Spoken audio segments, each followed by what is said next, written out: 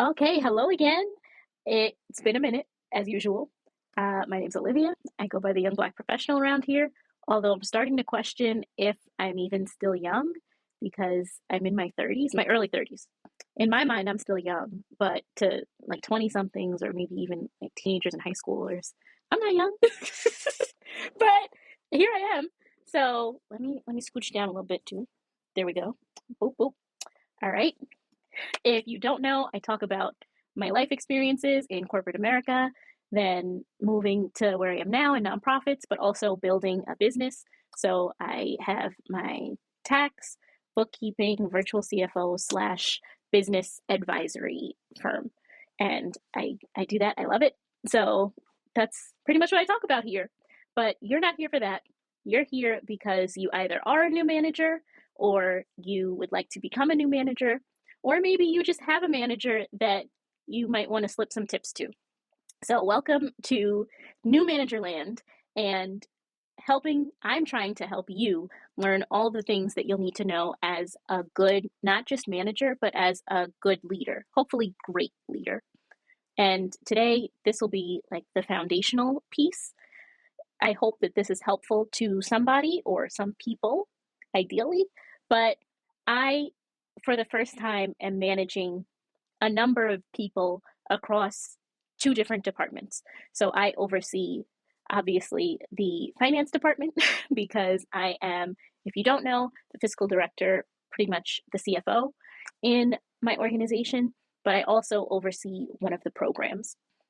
So there are a lot of moving parts to managing, especially managing two different departments, well, really overseeing two different departments. And there's a lot that I'm learning that some of my direct reports don't know, and also a lot that I'm learning myself, but also a lot that I've picked up along the way. And there are some things that can't necessarily be taught, but I'm gonna try. Let's give it a shot. So you've just become a manager and you have a number of supervisees, or maybe just one. What are some of the first things that you need to do? We'll start with one, which is setting expectations. So if you are just managing people, you need to figure out what the expectation is for those people based on their job description, based on how you've seen them work, if you've ever seen them work before. So if you have been promoted to a managerial role, or if maybe you're coming from another part of the organization and you have had some contact or have worked with some of these people that you are now managing before. Otherwise, you may not have a baseline to go off of for them. But just figuring out what your expectation is to see as their manager. So that might be what you expect as far as the type of work that they give you. So the product, the quality of it, or if it's maybe a customer service role, the way in which they engage with customers or clients. And really, you just have to kind of tailor that to what you do, essentially. So I find it helpful to get my thoughts out. I usually put them in a document, so a Google Doc, even just an email to myself or a draft email to myself or pen and paper, old fashioned way. And that really helps me kind of hone and figure out what it is that I'm expecting. And maybe I'll even go through and strike out some things that don't make sense after I've put them to paper and put some thought into it. Like, no, I actually don't need this. So, first and foremost, figure out what the expectations are that you have for the people that you're overseeing. Now, the next part is tricky because you may not know, but it's to create expectations for yourself. Now, I don't think you can place any expectations on the people that you are supervising without also having expectations for yourself. And those expectations don't necessarily have to be rooted in specific tasks or something concrete. You really need to think of the type of leader that you want to be. Now, if you're not completely green, so new to working, I'm sure you at some point have had somebody who you reported to. And I would hope that you've had great experiences, but I also know that that's not always the case, and I've had bad experiences too. So I hope that you're able to draw on those great experiences or good experiences, but also the bad ones too. So even in the best bosses, sometimes there are things that you notice that you don't like in either their management style, their communication style, or just their working style. And we say this about our parents. If you don't, you're an anomaly. But we always say, when we're, as people, thinking about some of the things that our parents did, we might say, I'm never going to do that, or I'm not going to be like that. And then somehow, whether it be a generational curse or just creatures of habit, you end up doing it anyway. And then you're kind of like, well, damn, I guess I am just like my parent. So think very deeply about those things that you don't like as far as what said manager did. No matter how great they were, think of some of the things, especially if you've never had a bad experience, that just don't work for you, that really grind your gears. And what are you going to do differently to make sure that we don't have that parental cycle where we all end up like our parents at some point, especially if we're parenting children ourselves, so that you can do better and avoid those things that just did not work for you or that were just real crappy traits that you saw. Now, what are some of the best parts that you can take of that manager, or even the best things you can take from those shitty managers, as far as what did they do well, if anything? It's possible they didn't do anything well to you, but what did they do well that I can take and bring into my management style? Or what did they do so piss poor that just everybody did not like that I can take and make sure I never do?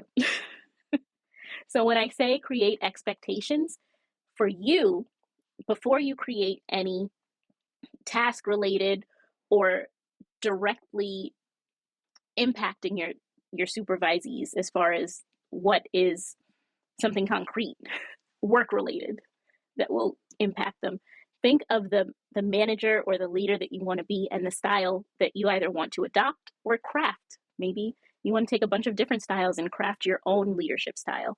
But think about that and really hold yourself to a set standard, because I don't think you can hold other people to just any old arbitrary standard that you set, and you don't even have a standard for yourself. Let's be freaking real. So create something, create the life that you want to have in your mind, and figure out how you can implement it as far as being someone who is managing, supervising, reviewing other people. So those are the first two components, right? Now, if you have never had a supervision meeting or don't know what supervision meetings are, this is how I like to think of them. I like to think of it as little checkpoints to not only check in with the people that you're supervising, but also to understand what their goals are and what it is that they need from you, just as much as the expectations that you're setting for them and what you need from them. So I personally like to have monthly supervision meetings with my direct reports. And when you're first starting out as a manager, the very first supervision meeting needs to be setting some type of goals with that person, or having that person set their own goals and letting you know what they need from you in order to reach those goals. And it needs to be about expectations on both parts. So goal setting, one, expectations, two.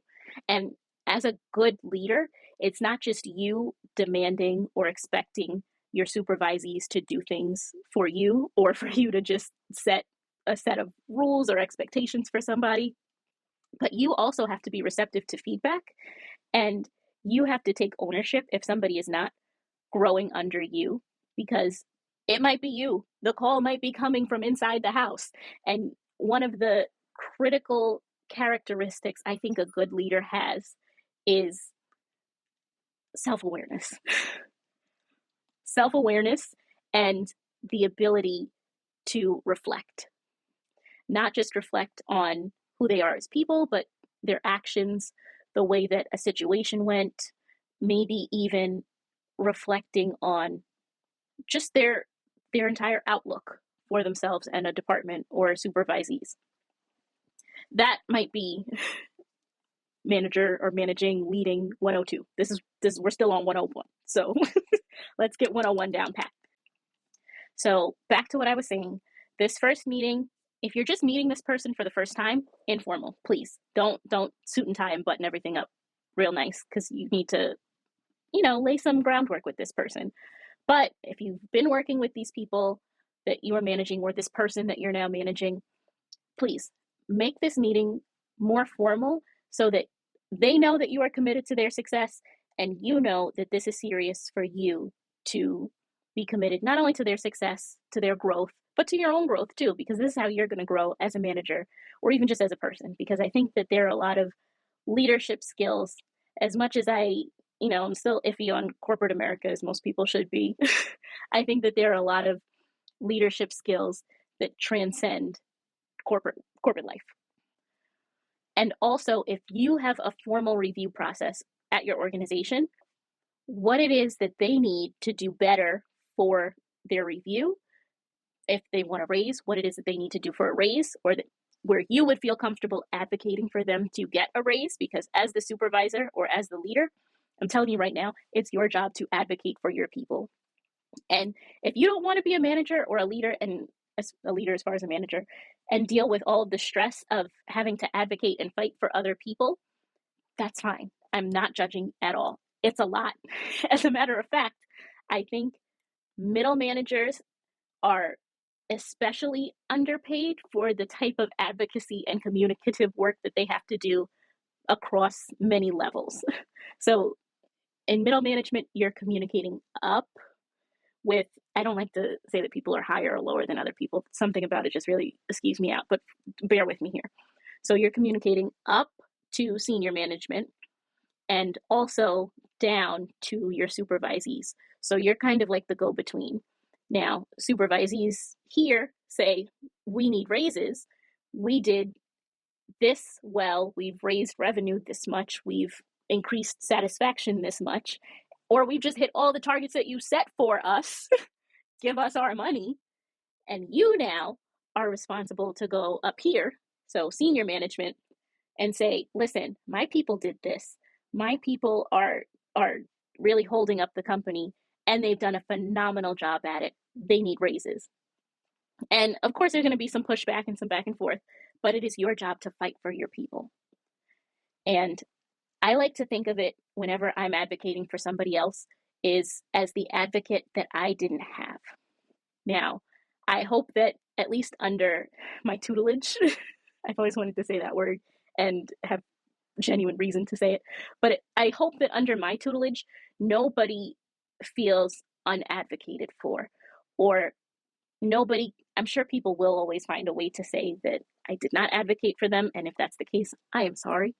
But I really hope that people felt or feel heard and feel like I have their best interest. Now, I might push back and be like, why do you need this? And I want you, if you're my direct report and you're watching this, I want you to come back and say to me, I want this because I did a phenomenal job. And I want you to mean it, and I will take it very seriously, because I do believe in advocating, I do believe in advocating heavily for people, especially when they've been working their butts off, or even if they haven't been working their butts off, even if they just come in for the designated time and do the best job that they can possibly do. Please take more money. You're doing a great job. And you as a leader need to advocate for that. I don't know how I got off into that little mini rant on advocacy for higher pay, but I think you need to understand in Management 101 that you are in a mutually beneficial relationship with your supervisees, and you should be working, and I hope you know that if you've taken on a manager role, you are going to be working much harder than you were as an IC, which is an individual contributor, because you're not only having your own work to deal with, but now you also have other people to either whose work you need to review, or a lot of times you might be dealing with interpersonal bullshit. And you might think, well, golly, are we back in high school? I was going to say college, but I don't even know if college was a little dramatic, but are we back in middle school or high school? But sometimes you've kind of got to understand that's what you're signing up for, and you've got to be ready for that. So So you've set your expectations for your supervisees, for yourself. You have put on the calendar or set up a time to meet with them. This first meeting is a formal meeting. Do not make this informal unless it's just a little get to know you before we get into the formal meeting, because I want you to think of your supervisee success as your success. And I think when we really work with people as people instead of just numbers, I know that's crazy coming from a finance lady, but when we really start working with people as people and are able to give grace and be empathetic and understanding and show them that we are just as committed to their success as they are, I think people work harder in the sense, not where I'm trying to work people harder and burn people out, but I think they work harder for their own benefit so that they get to the next level. And I hope you know that anybody working with or for you, when they shine, you shine. And granted, there might be some snakes in the grass. Some people might be trying to come and take you out. But if you are a confident leader and confident in your work and your workability, nobody should be able to rattle that. And you should still be willing to commit to the success of other people that trust you. So you are entrusted, or yeah, you are entrusted to their development. And I think that says a lot about your character if you are still able to help somebody develop, even though you may not get along. That says a lot about you as a person. Now, you don't have to tolerate disrespect. I don't tolerate disrespect here either. If you're disrespectful in the comments and I catch it, you'll just be talking to the void. But if people can challenge people in respectful ways, I think that that's how we progress. I hope that this video was helpful. I tried not to make it too long or cover too many topics. I would love to know what you want to hear about in the next iteration of this series. I'll just call it New Managers Club or whatever I called it before. I had what I thought was a cool name for it before, if I can remember it. But let me know what you want to hear about, any of my thoughts on being a manager, anything that you think managers should know if you're not a manager and have dealt with crappy managers or great managers. Just leave it all down in the comments and I will see you in the next one. Peace.